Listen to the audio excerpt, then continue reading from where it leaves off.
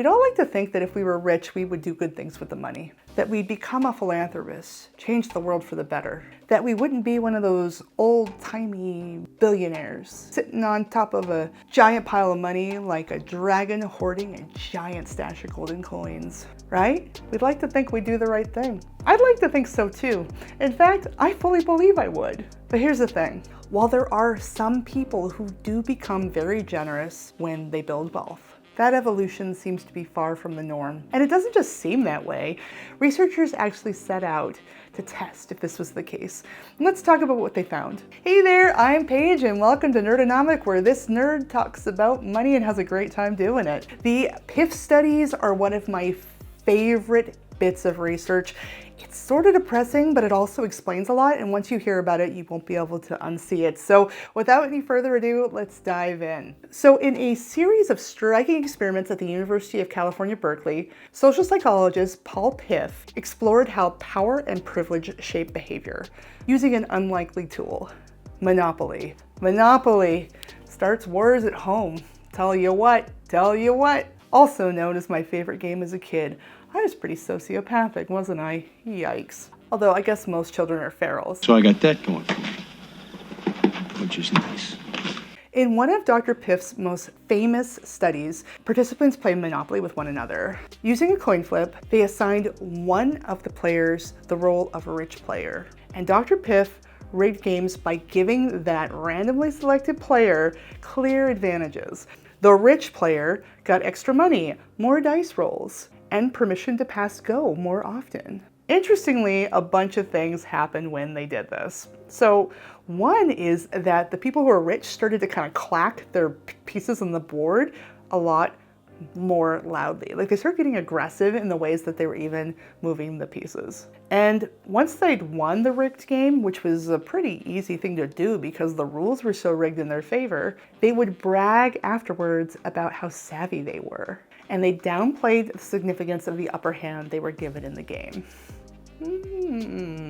Not only that, but as the games progressed, the privileged players became increasingly boastful, dismissive of the advantage they were given, and they even hogged more of the snacks. The researchers set them out pretzels that were supposed to be for both players, and the rich player would start eating more of the pretzels once they were winning more. They would like get drunk with the power and then get the munchies. They did this despite having done nothing to earn their edge. It was completely assigned by the researchers randomly. Oh boy. This research is really interesting because it reveals how quickly power can distort empathy and self-perception, offering a powerful window into the psychology of inequality. This strange sense of entitlement the rich players got is very much in keeping with the old adage. They were born on third base thinking they'd hit a triple. So with this study in hand, the team went on to conduct dozens of other studies that all found that when a person's wealth increases, their compassion and empathy go down, and their sense of self-interest increases in a variety of different ways. And in doing this, they found that upper-class people are more likely to do all of the following. They're more likely to break driving laws. They're more likely to make unethical decisions. Upper-class people are more likely to steal from other people. They're also more likely to lie when they are negotiating. They're also more likely to cheat in a competition. And finally, they're more likely to endorse unethical behavior in the workplace. It's interesting because of something else called halo effect, which is an independent line of research that says that when somebody has one positive quality, we start attributing other positive qualities to them, like they have a halo on their head, like a little angel. And halo effect is interesting because people will think that people who are good looking have other good qualities. They also have found with halo effect that people will think that if you are rich, you have other good qualities, which the research shows you kind of become monsters when you make people rich. Really makes you think, or maybe it doesn't. Maybe it makes you feel seen, because I have seen this a lot. So I'm upwardly mobile. I grew up in the Maine woods. My dad was a construction worker. I was originally in retail. These days I have a nice house. My husband also has a good job. I own my own business that's doing well. We're doing pretty good these days. I've come up from my humble origins. I'll tell you, I feel like I haven't changed that much. Perhaps it's because I had to earn it. It wasn't given to me, right? It wasn't like my parents were rich and they gave me money. That's kind of what this is emulating, rather than the person who is the self-made millionaire. But my neighbors have changed as I've grown up. So I originally was around a bunch of other people who didn't have a lot, and eventually in middle-class neighborhoods, and now I live in a nice neighborhood. I actually lived around some pretty rich people, especially when I was in Dallas. I lived in Dallas for about 4 years. My husband had a job there. We were there renting while we figured out where we wanted to live full-time.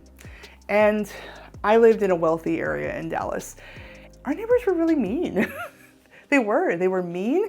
And I remember, so we lived in this beautiful suburb. It was so beautiful that people would like shoot movies and stuff there, and people would pose for Instagram because of the backdrops.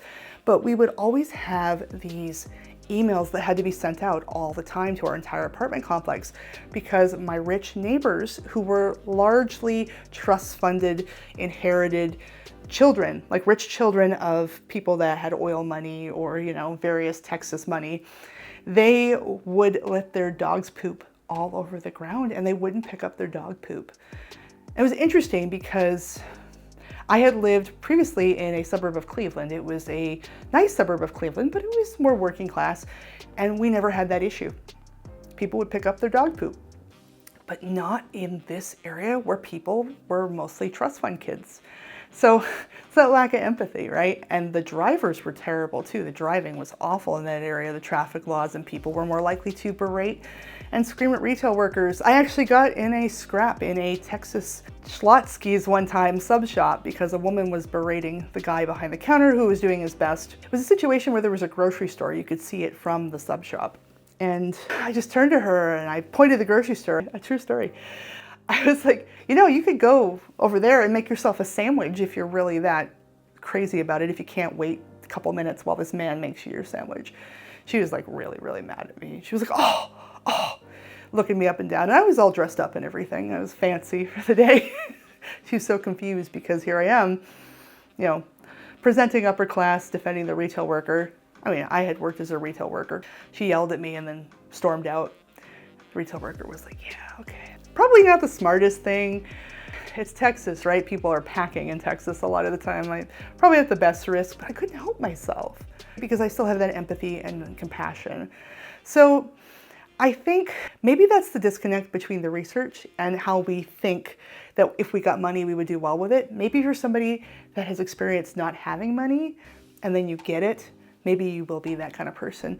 Or maybe I'm deluding myself. What do you think? Anyway, it's a fun bit of research. I thought I would share it today because I think about it all the time when I see people who, inherited a whole bunch of money and think that poor people deserve to suffer and think that they're one of the chosen ones when it was their parents that made the good decisions. Anyway, it's been great talking to you as always. Thanks for watching, and I'll see you in the next video.